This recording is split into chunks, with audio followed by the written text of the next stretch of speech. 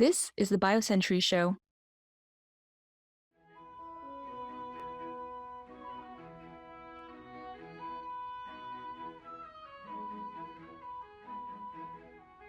The BioCentury Show is brought to you by the 11th China Healthcare Summit.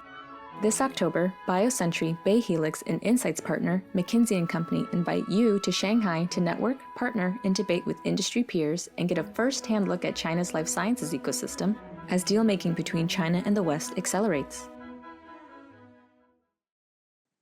Hello and welcome to the BioCentury Show. I am Simone Fishburne, Editor-in-Chief at BioCentury, and today I am delighted to be joined by two guests. I don't think, done this before, two guests from the independent financial advisory firm Lazard.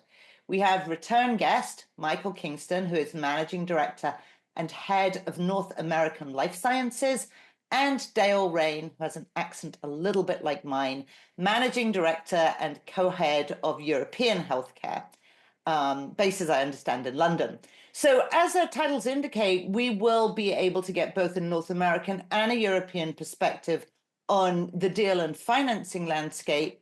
And, you know, I could argue this is a time when maybe biotech is more global than it's ever been in its history. That, of course, extends to Asia, and in particular China, and we'll get to some issues, around that as well. So I would say that now, as we record this, it is also a juncture where biotech, the biotech ecosystem, hopes that it may finally emerge from more than 3 years of down markets.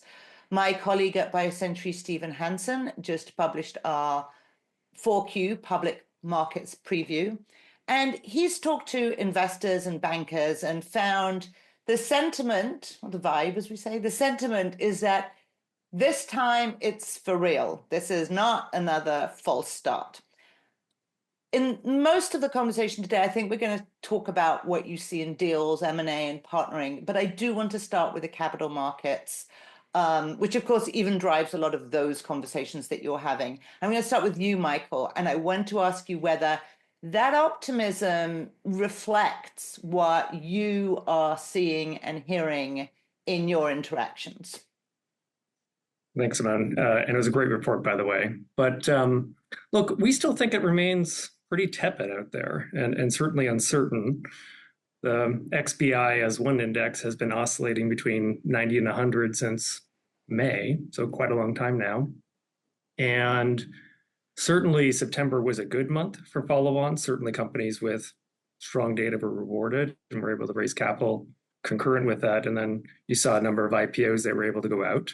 But it was only a few. Certainly if you look at prior years, it would certainly be continue to be selective in the sense of comparing it to prior years. And so we certainly have a backdrop, as you pointed out in your report, that interest rates are coming down. We saw the first rate cut 50 basis points back in September. We expect another one throughout the year. So we're cautiously optimistic as we turn into 25, but certainly it remains uncertain out there.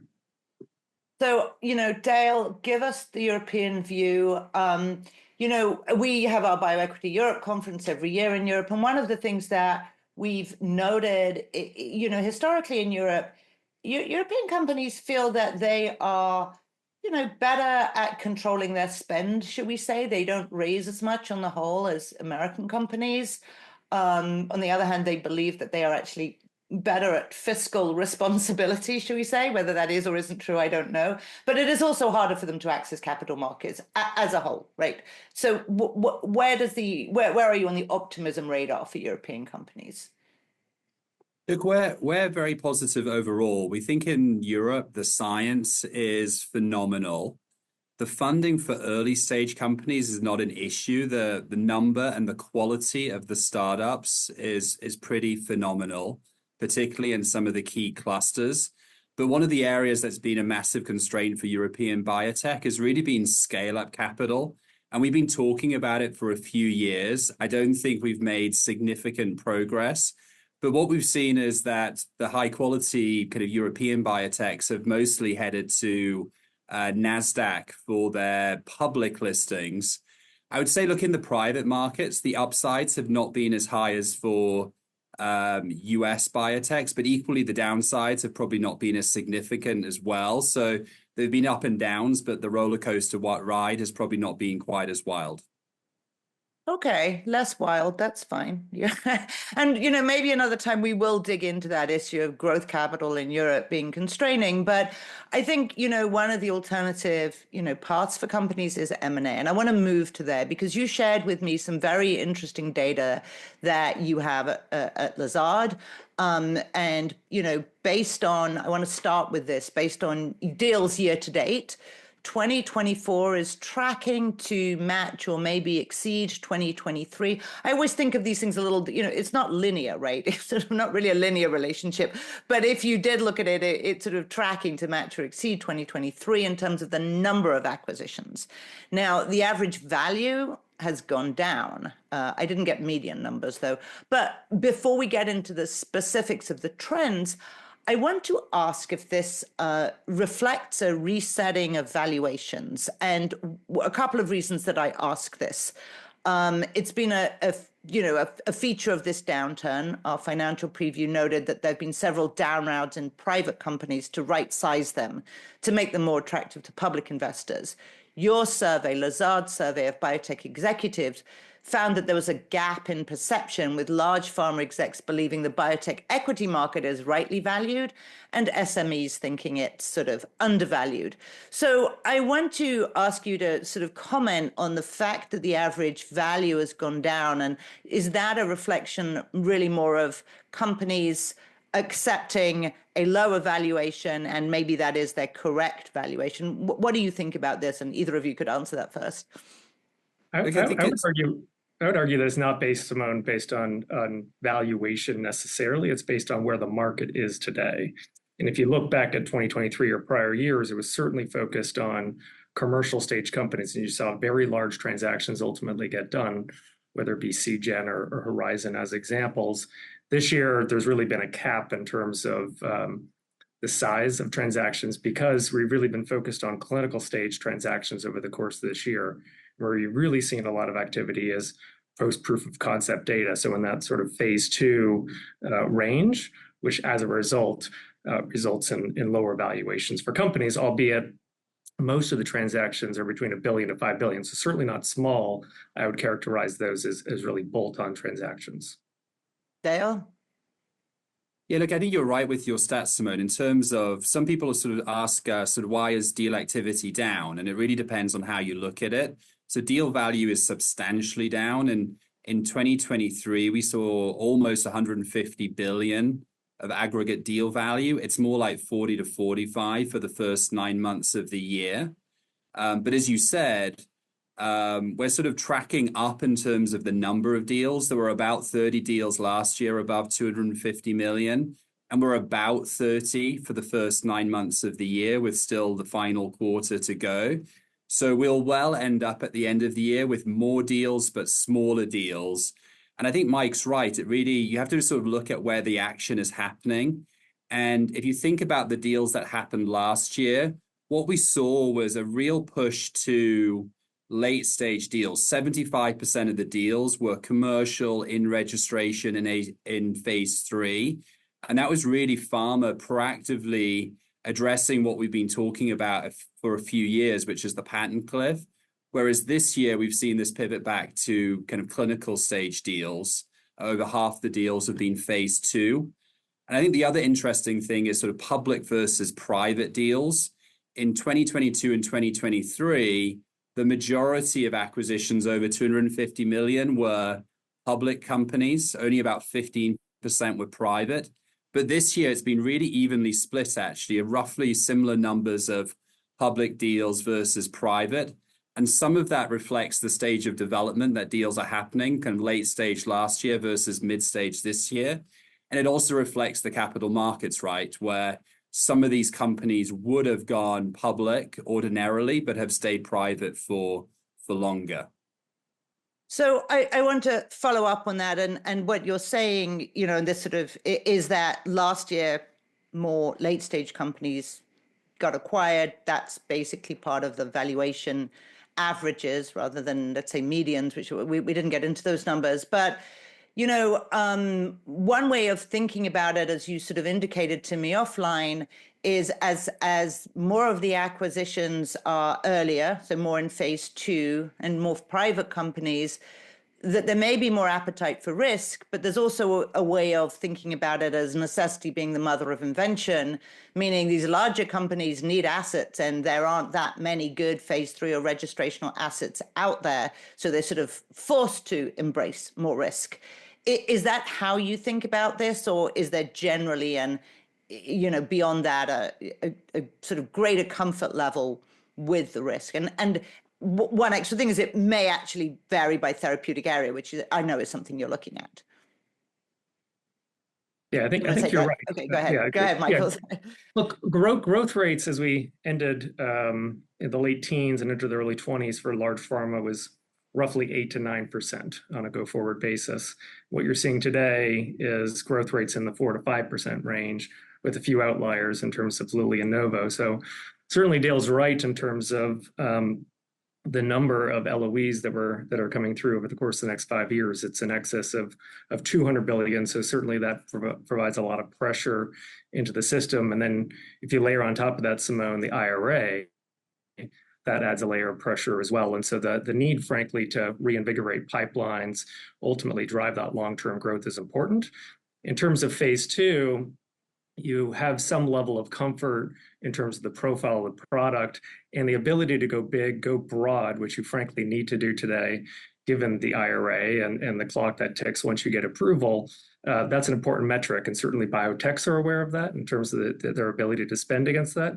And certainly large pharma is aware of that, and that's what they can bring to bear as well. So all that confluence leads to a real focus in terms of mid-stage assets. And of course, there aren't a lot of late-stage assets that are unencumbered with big opportunities as it relates to them. So look, I think pharma would love to do more late stage, but the list is quite short, and it's even shorter after all the late stage deals that happened last year. And as Mike said, look, the need is there to replace kind of the LOEs. The funding is also there.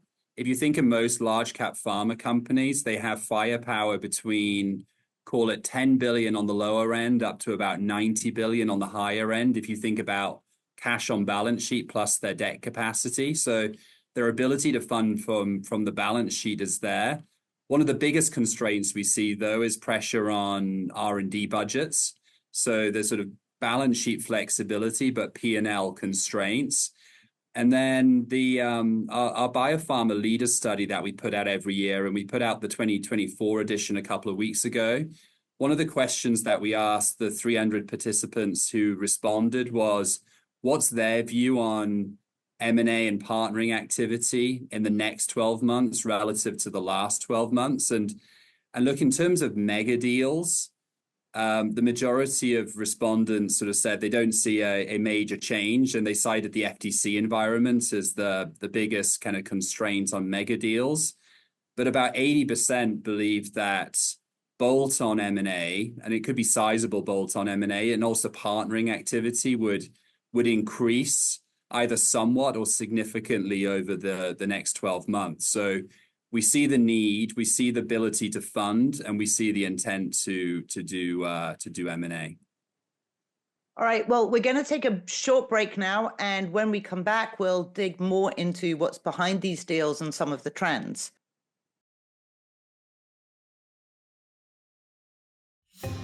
From ADCs to bispecifics, deal-making between China and the West is accelerating. At the same time, the world is changing, requiring new strategies to succeed.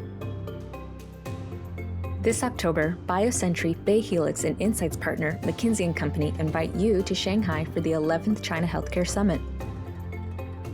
Network, partner, and debate with industry peers and get a first-hand look at China's life sciences ecosystem. Register today at biocenturychinasummit.com. Can't visit Shanghai?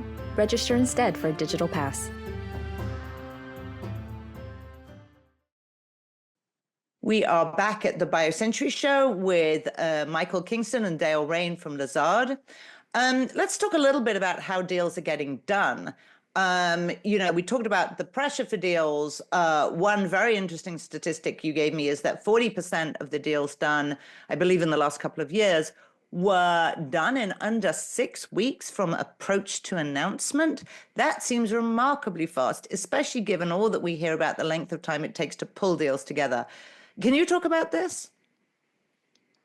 Yeah, sure. Look, we've tracked all of the public US biotech deals that have happened since sort of 2017. And one of the things we've observed, particularly in the last 12 to 18 months, is just the rapid speed of execution.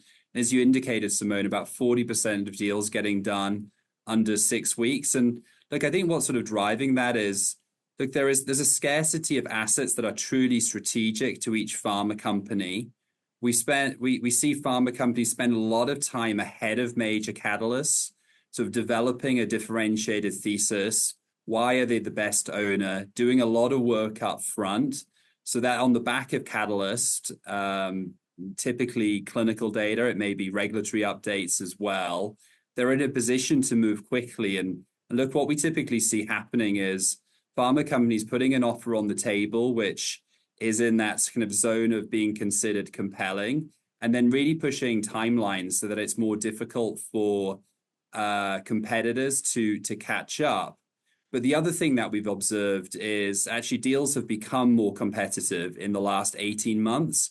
In the periods of 2017 to 2022, 2/3 of biotech deals were done with a single bidder, and 1/3 it was mainly two, where what we saw last year was the number of deals with a single bidder fell to less than 50%. They were mainly the early stage deals, but most of the later stage deals typically had 2, 3, or more bidders. So we're sort of seeing more competition for deals, and those deals being executed on fairly rapid timelines. So, Michael, maybe you can follow up on that. And, I think, Dale, you kind of half answered this, but you can maybe, Michael, help me reconcile these two things. What I think is people underestimate is the degree to which this deal activity is buyer driven. I think you mentioned that like 95% of the deals are unsolicited, but at the same time, 70% of the M&A starts as partnership discussions. So how do those numbers reconcile? And what are biotechs who are interested in either partnering or acquisition supposed to think about the fact that they're unsolicited? Do they wait for the phone call? How do they go about this? Yeah. Look, biotech transactions, M&A transactions, typically begin, as you noted, through a conversation around partnering. That's one way in which to educate some of the larger buyers in the space about whether it be the clinical data or the commercial opportunity as it relates to that company or product. And so oftentimes we see those conversations begin, a year in advance and sort of take a nice cadence to it over time.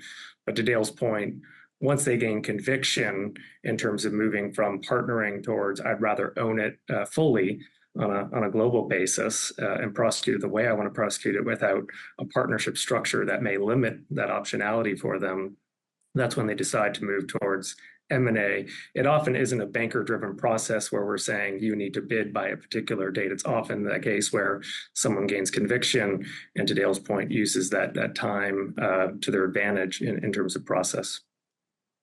So I want to come back maybe in a moment to some of the types of deals, but I really do want to make sure that we talk about some ex-US phenomena. One I thought was very interesting for our European audience. I'm going to start with you, Dale, on this. Is the buyer universe, right? And we have seen two long-standing and growing mid-cap biotechs, Genmab and Incyte, do their first acquisitions. And there are also a series of European mid-cap pharmas, some of them are private, that have become more active recently. So UCB, Servier, Chiesi, a few others. What are you seeing, Dale, and what are you taking from this sort of awakening of European acquirers here? Yeah, sure. Look, often when we think about obvious acquirers for biotechs, we automatically think of the big kind of US and European pharma companies. And certainly they've been the most active in terms of number of deals and total total capital deployed. But you're right, we're sort of seeing alternative buyers also emerge. And it could be some of the larger biotech companies. Vertex and Biogen have been active, for instance. You mentioned companies like Genmab and Incyte that have done their first acquisitions. But in Europe, we do have this we have a much smaller universe of mid to large public biotech companies, but we do have a very large universe of private, mid-sized pharma companies. Many of them have been owned by families and foundations. Some of them have started opening up their capital structures, either going public or opening up their capital structures to private equity. And then what a number of them are doing are now, they've been perhaps more conservative in the past as it relates to M&A, but they've been becoming increasingly active. Many of them have been looking at how do they build their US presence, often in rare disease, also in other therapeutic areas as well. You mentioned Servier. They've built a very nice niche oncology business in the US. Companies like Chiesi, Recordati, Alpha Sigma, they've all done meaningful acquisitions in the rare disease space. So they're spending now anywhere between $500 million to $2.5 billion per deal. And going forward, we think this is a universe that will be increasingly active. So I just want to stay on the topic of therapeutic areas for a moment, because at a funding level, in terms of newcos and venture activity, we sort of have seen a slight drop off in oncology and in rare diseases, at the same time as seeing, and this is also reflected in deals, a rise in obviously immunity and and inflammation, I&I. Neurology, and needless to say, cardiometabolic. So do you feel that there's sort of an opportunity, and that's why, is it sort of driven by the science? Is this a rare diseases represent an opportunity for some of these private European companies to make a play where their competition is less because, say, the pharmas or the bigger players have maybe moved to other therapeutic areas? What's behind that particular play for why now for these companies? I don't know, Michael, if you want to take that first, or Dale. Sure. I'll answer two ways, which is, you're right. Large pharma is incredibly focused on autoimmune disorders. And in the survey that Dale referenced, we asked what the top priorities are from a therapeutic perspective, and autoimmune disorders was 85%. And so the very tippy top of priorities for respondents, whereas oncology had dropped down to roughly 35%. And so these big, broad commercial markets are really where large pharma is focused today in terms of being able to move the needle.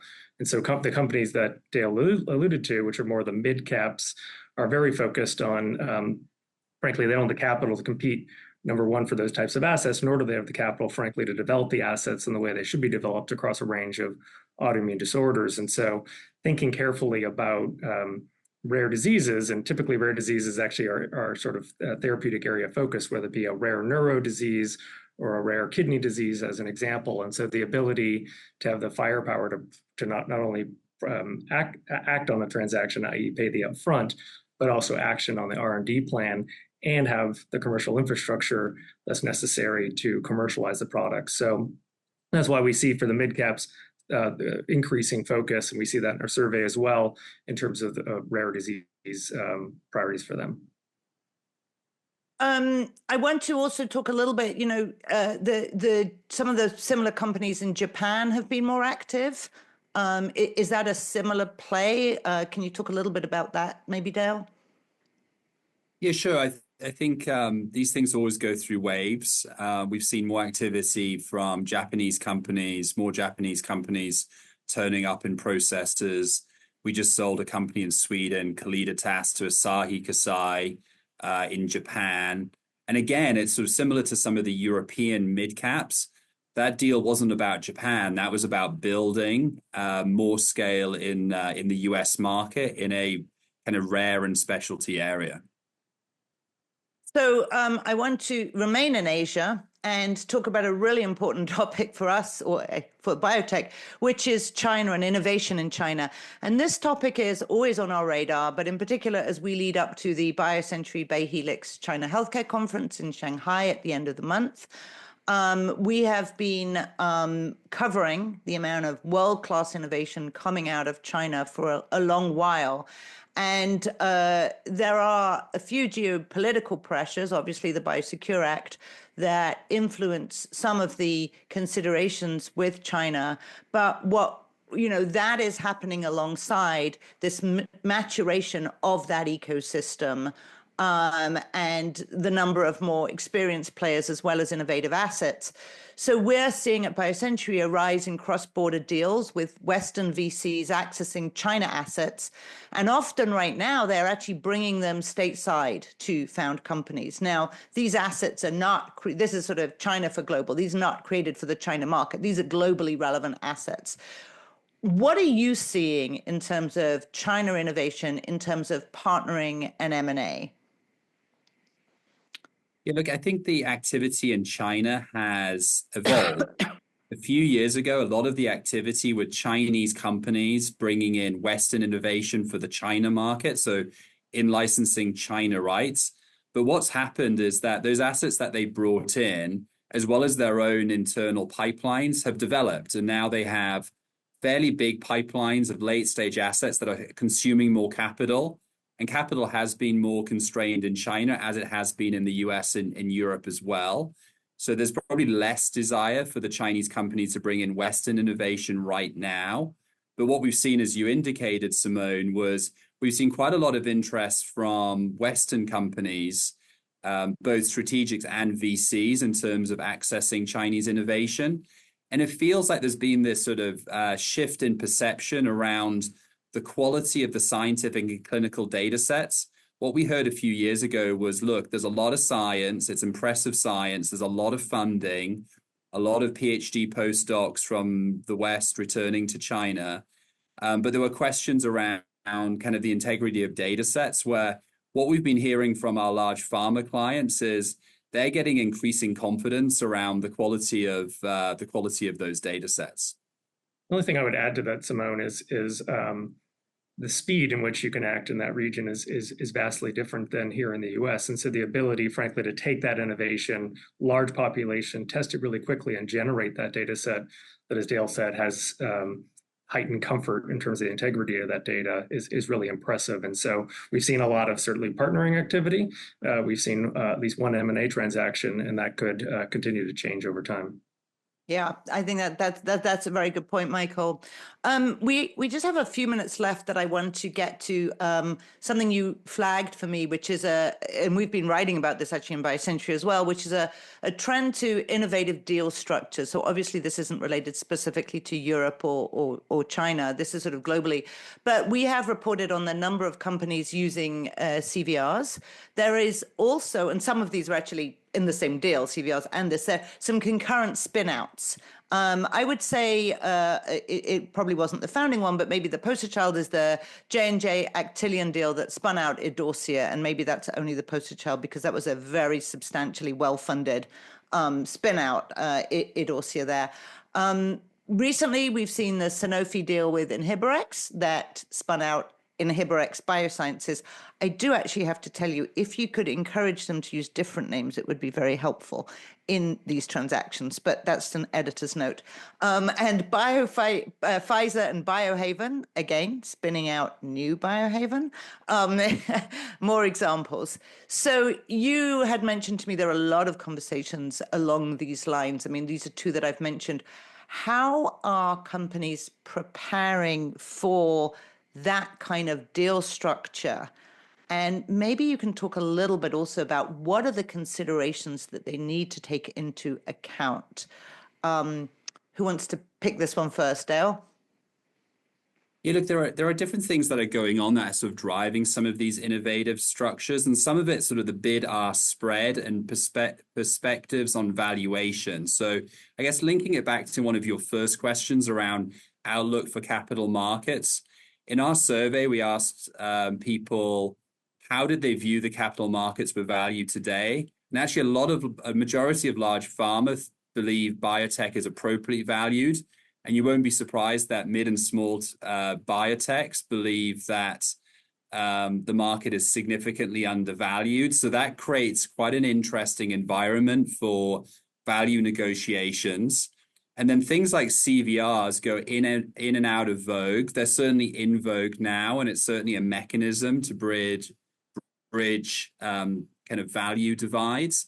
And then, as you indicated, this sort of idea of spinning out early stage assets where perhaps an acquirer is placing value on a lead asset, but not on early stage assets where the seller is placing value on those assets.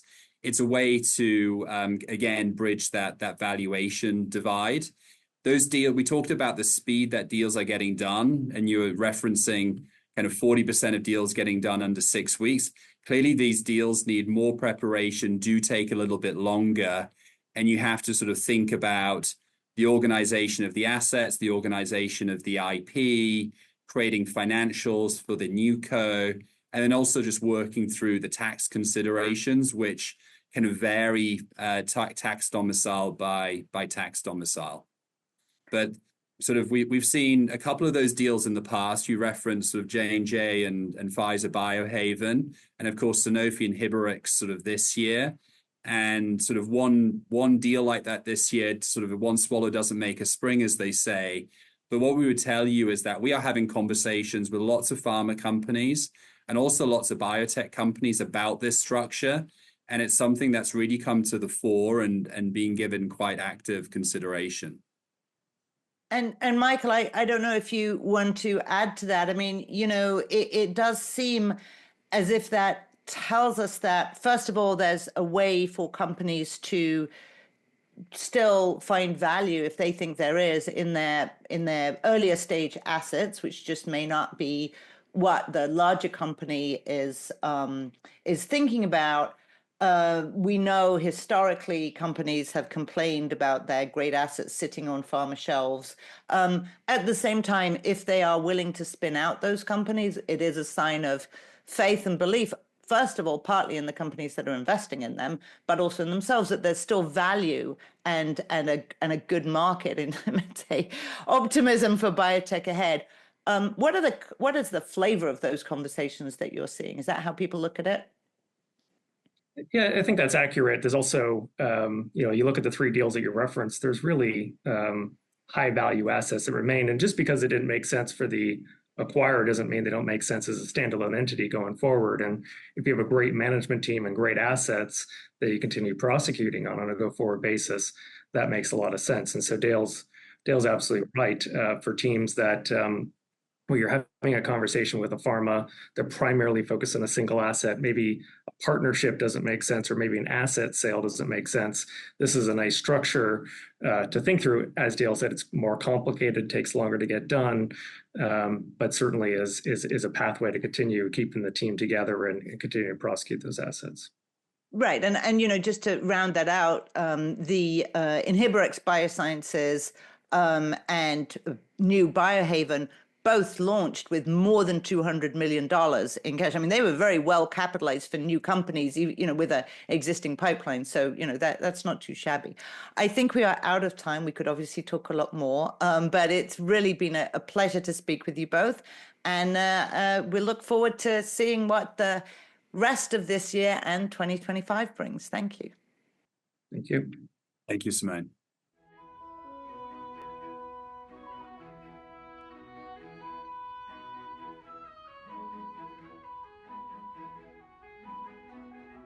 The BioCentury Show is brought to you by the 11th China Healthcare Summit. This October, BioCentury, BayHelix, and Insights partner, McKinsey & Company, invite you to Shanghai to network, partner, and debate with industry peers and get a first-hand look at China's life sciences ecosystem as deal-making between China and the West accelerates.